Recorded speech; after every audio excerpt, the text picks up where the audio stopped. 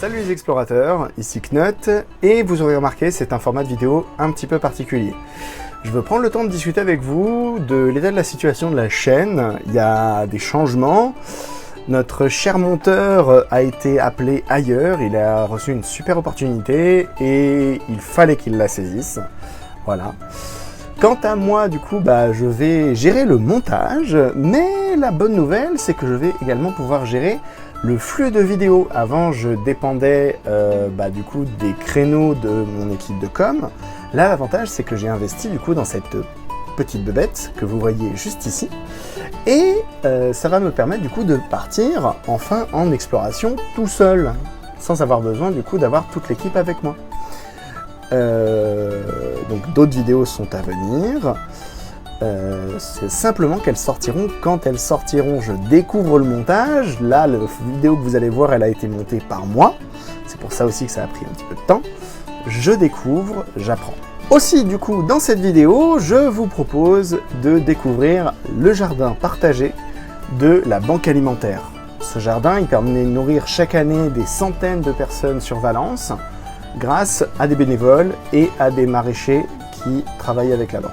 J'ai réalisé une interview avec du coup le maraîcher sur place.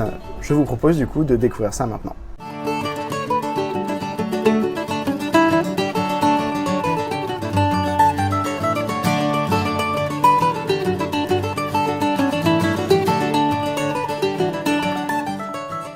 Du coup, présente-toi. Alors moi c'est Lucas, le maraîcher de la banque alimentaire depuis octobre dernier. Donc je suis arrivé juste après une maraîchère qui avait déjà commencé ici en mars l'année dernière. Moi c'est une reconversion professionnelle, j'étais dans le bâtiment avant donc vraiment rien à voir.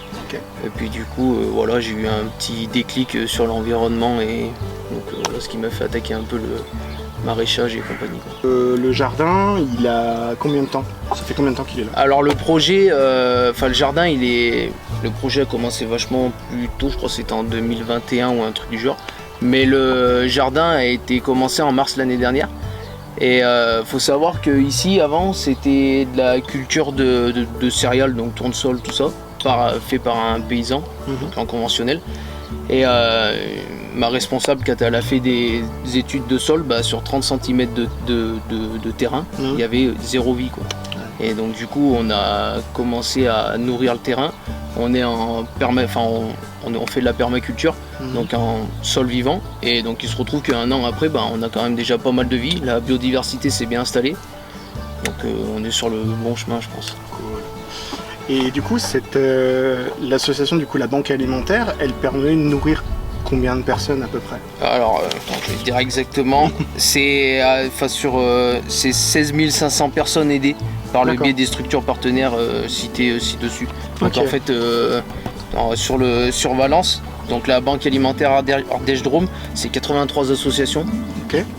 Donc c'est déjà pas mal. Et il y a à peu près 1300 tonnes de produits qui ont été distribués sur l'année 2022. Voilà. Et du coup, la particularité que j'avais retenue, c'est que ce jardin-là, il doit faire cette région-là et il fait aussi la région Ardèche. C'est ça, en fait la banque alimentaire Ardèche-Drôme, c'est la seule de France qui gère 2 départements. Et le but de ce jardin, c'est justement apporter des légumes bio, sains, et de saison aux personnes qui n'ont pas forcément à manger. D'accord. Voilà. Et donc c'est le premier jardin des banques alimentaires en France. Donc j'espère que ça sera un peu répandu partout en France et peut-être dans le monde entier, ça serait même bien de faire beaucoup de projets comme ça. Et voilà, quoi.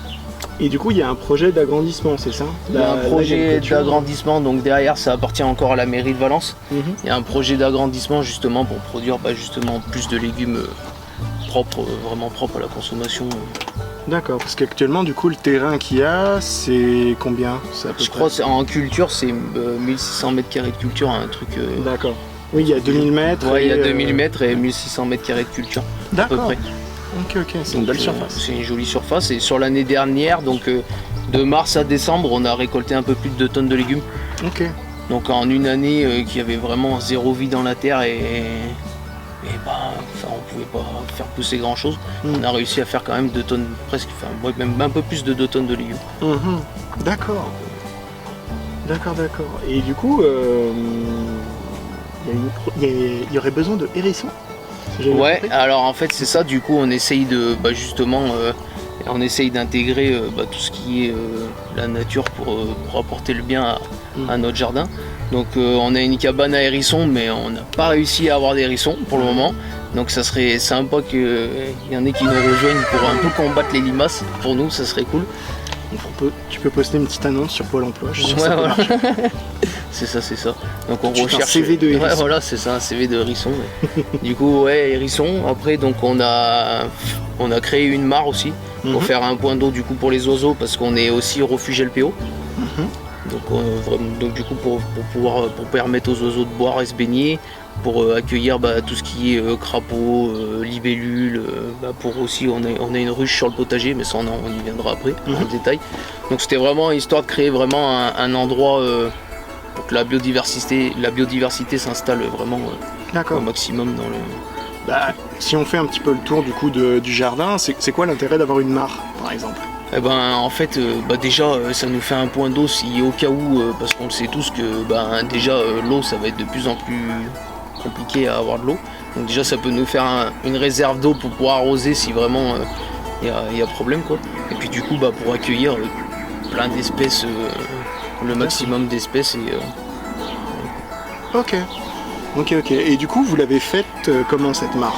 Alors cette mare elle a été creusée avec des engins du coup et il y a une bâche qui a été installée dessous, donc une bâche genre PVC et pour la rendre plus naturelle on a remis de la terre par-dessus et comme ça on a fait pousser donc des iris, plein de différentes plantes aquatiques quoi. Mais il y a une solution qui est peut-être un petit peu plus écolo, c'était l'argile. C'est l'argile, c'est ça. Alors après c'est plus de moyens parce qu'il faut apporter l'argile. Donc, mais c'est sûr que c'est le mieux quoi. De l'argile. Si demain dans mon jardin je veux me faire une mare, j'achète de l'argile, je l'étale bien, c'est ça. Après c'est parti quoi. Ok. Super. Si on continue à tourner un petit peu plus loin, on a du coup les plantations, des choses comme ça. Et du coup, qu'est-ce qu'on a en partant de tout au fond? Alors du coup on a beaucoup de fraisiers qui donnent en ce moment, en 2 jours on a récolté plus de 30 kg de fraises. Donc sur 2 récoltes, donc ça donne, là c'est le moment. Après on a les haricots, les blettes, les oignons, les pommes de terre qui sont juste ici en fleurs, les fèves qui arrivent à la fin, les épinards. Après on a tomates sous la serre, aubergines, poivrons, concombres. Du coup il y a aussi une serre. Il y a aussi une serre, c'est ça. On a après qu'est-ce qu'on a? On a les salades, les fenouilles, du céleri rave aussi.